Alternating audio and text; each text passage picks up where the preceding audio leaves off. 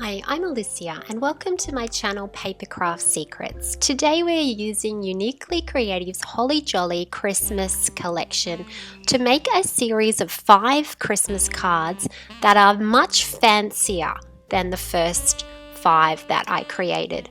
So there's the easy version, and this is the more fancier version that has a lot more texture, and they're a lot bigger, the cards, so they're not really suitable for postage. So that's why at the end of the video I show you how to make a gift box for each of the cards so that you can actually hand deliver these cards to friends and family over Christmas. Let's get started. There was some leftover paper from the previous set of cards that I made, and we're going to use those papers for this set of cards. Then we're going to cut this dark chocolate paper into sort of about 2 panels of wood strips, and that's going to go onto our card as well. We're just going to glue each of those down with some liquid glue, leaving a small white border around the outside of the base of the card.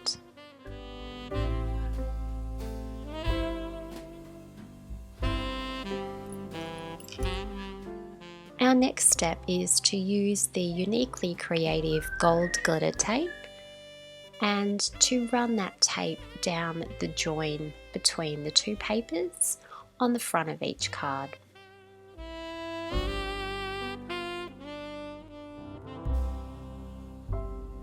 Now I used a die cut to cut some frames out of a cardboard glitter paper and a sort of foil gold paper, and I'm using the Uniquely Creative sentiments to go on top of those die cuts. Now I used a poinsettia flower die and I cut enough for 5 poinsettia flowers out of the foam sheets, and I'm just going to pop them up against a warm iron to allow those flowers to curl a little bit so that we can create a pretty flower for each of the cards.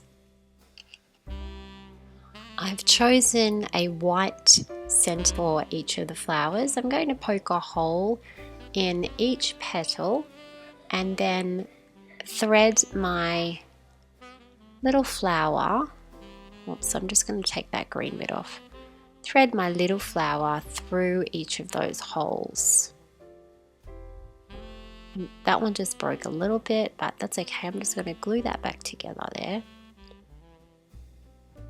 It's got to be glued to it anyway. I just need to be a little bit more gentle this time with my hole. Just pop it through, slide it gently up, change the petals so that they're not the same as the ones before, and glue it to the stem. Repeat that with the largest petal.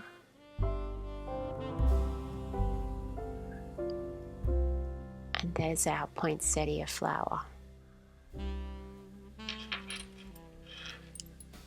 I'm just going to go through now and cut off the stems for each of the flowers so that I can sit them nice and flatly on my card. I'm just putting a bit of hot glue over the top so that it stays in position and doesn't move around and the flower fall apart on me. Now for this card, I'm also going to be using Uniquely Creative's Cut Apart sentiments. These are fabulous. They come with their own die cut, so you can run them through your die cutting machine and it cuts it all out for you. I know I'm always looking for sentiments for a card, so I know that these will really come in handy for everybody.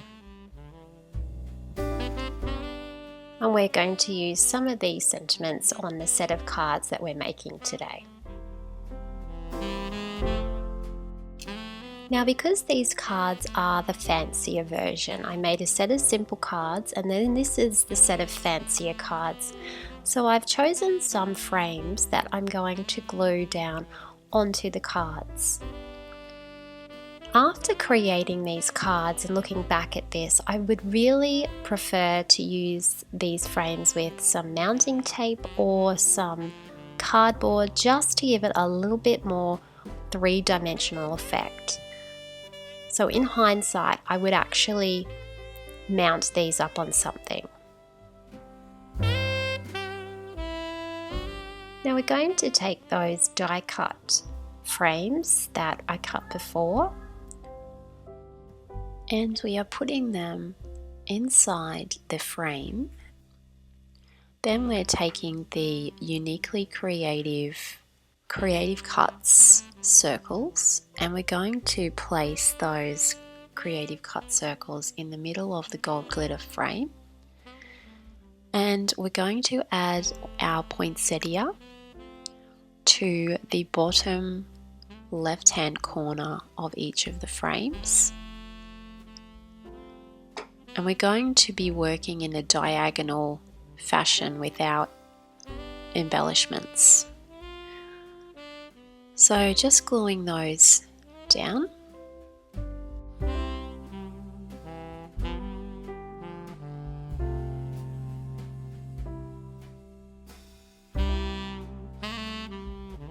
Now under each of the poinsettia flowers I have created a white twine bow that's going to assist with the layering of the cluster, and I've also got an extra creative cuts picture which I'm going to use as well for each card. I've fussy cut a few little bits of holly that I'm just placing over the hole, as some of them have got a hole at the top of the creative cuts circle, which I don't really want, so I'm just going to put a little bit of holly and ivy on top of that to hide that hole. I've added some sentiments that we cut out with the die cut to the cards that don't have a sentiment. So we've got 3 that don't have a sentiment, 2 that do. I'm thinking of cutting a die cut out of that green paper to create a holly and ivy leaf that will be useful for my embellishing. So I'm going to start gluing down this floral cluster that I'm creating in the corner here. So first of all, I'm just going to glue down the holly and ivy die cut, then I'm going to add on the white twine bow, and then last of all I'll add on the poinsettia flower. And I'm gluing down my sentiments. They're just going to go across the picture. These cards actually took me quite a long time to make because I was forever reorganizing the clusters and adding bits and pieces and then changing my mind, and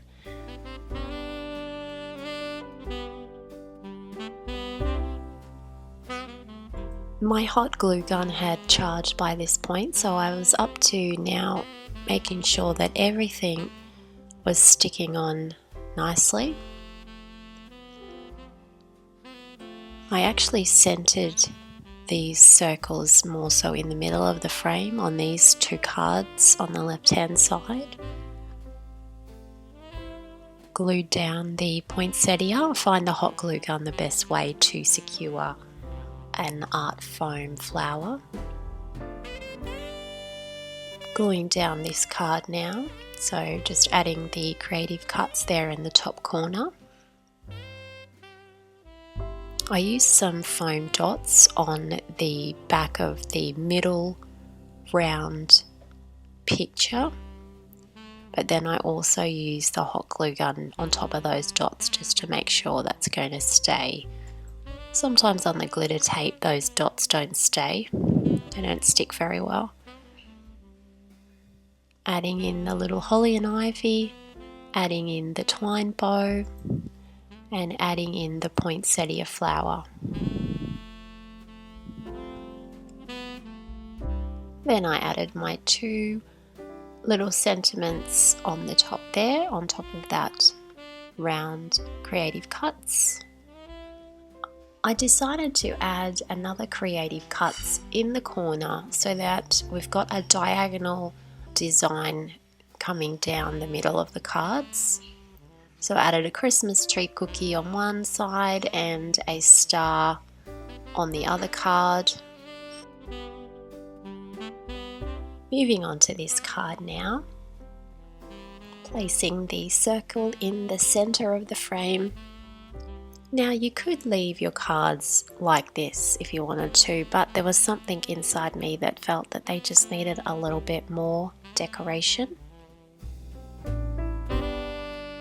I played around with the idea of adding some of these gold leaves into the cluster of the poinsettia flower because I felt that there was such a gap between the poinsettia flower and the base of the card. I thought I'd need something in between that to just bring that gap down a little bit.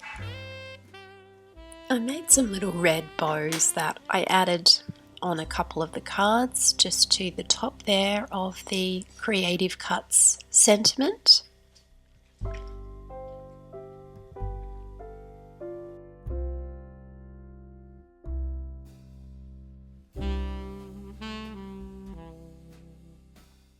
My next step was to add some crinkled ribbon. Crinkled ribbon is a great way to fill that gap between a big floral cluster and the base of the card. So I decided to use some of that, and I used a sort of dark maroon color which contrasted with the bright red of the poinsettia flower.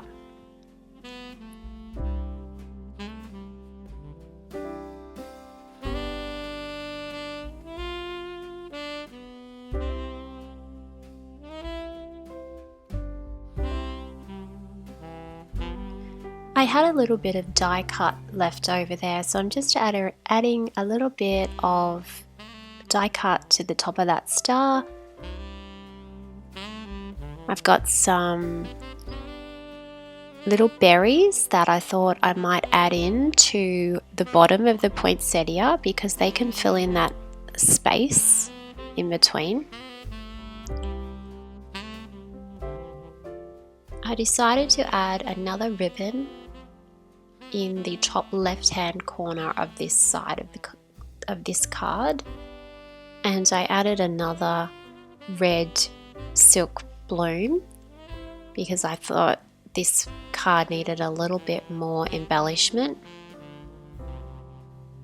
And to be honest, I could have just kept coming back and adding to those floral clusters over and over again, but I decided to move on to the insides of the cards. I used a strip of paper that was left over from the other cards that I made, and I added that to the inside of each one of the cards.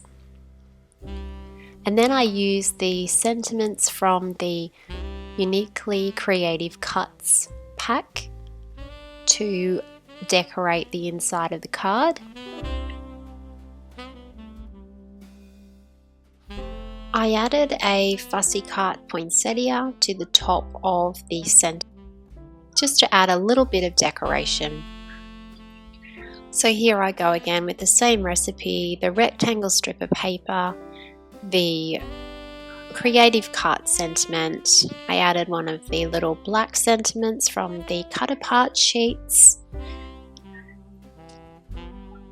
and I'll just continue that process through all 5 of the cards.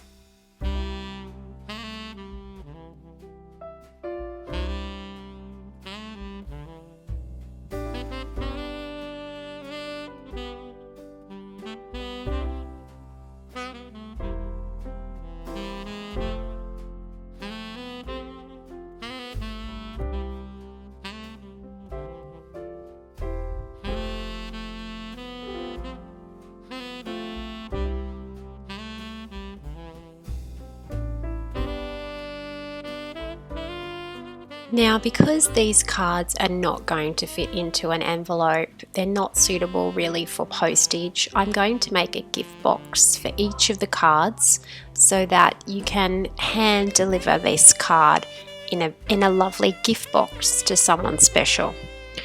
So to begin with, we're going to make the box and the lid. You'll need 2 pieces of 12 by 12 cardstock. The box measures 7 1/4 inches by 9 1/4 inches.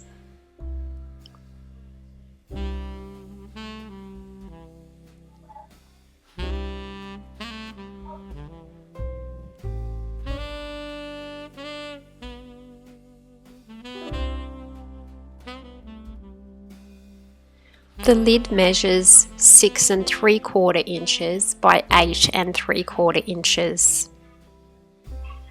I followed this tutorial off another YouTube video.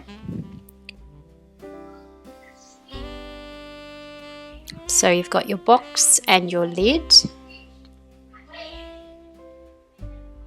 And you can see that the lid is slightly smaller than the box. With the box, you have to remove a tiny slither on 2 sides of the box. So you just pop it in and just take off a tiny little slither, just so that the box and the lid fit really nicely. So with the box, you need to score at 1 inch on each side of your rectangle.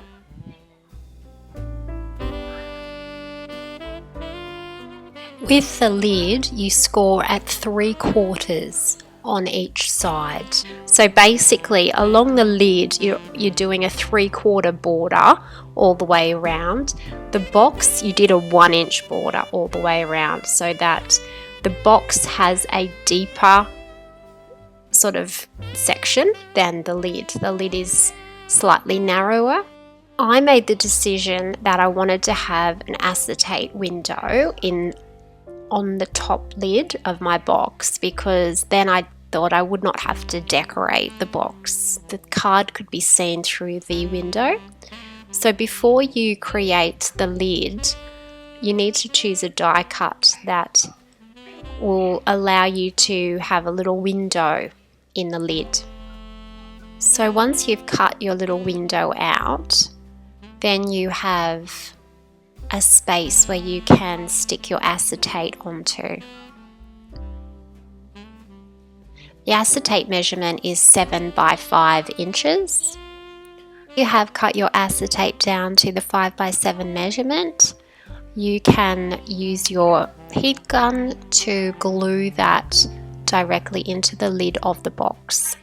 Then you cut the little corners and the slits and pop your box all together.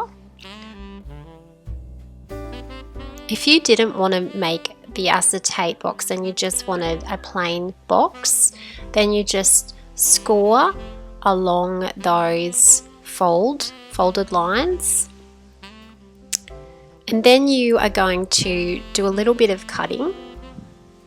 You're going to trim that little bit there and then just cut off 2 little diagonals like that on each end of the box. Cut that, trim and trim, cut that, trim and trim. And then you can put your box together with some glue. It's very simple. And that's your box completed. So every card has a matching gift box, and this would make a lovely gift to hand give to somebody on Christmas Day or at a Christmas party that you're attending. These boxes really aren't designed to being posted in the mail because they're not really strong enough to withhandle the postal service.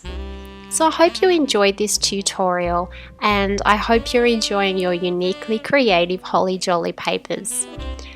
I would love it if you could subscribe to my YouTube channel for many more Christmas card tutorials coming up. Thank you so much for watching, and have a lovely crafty day.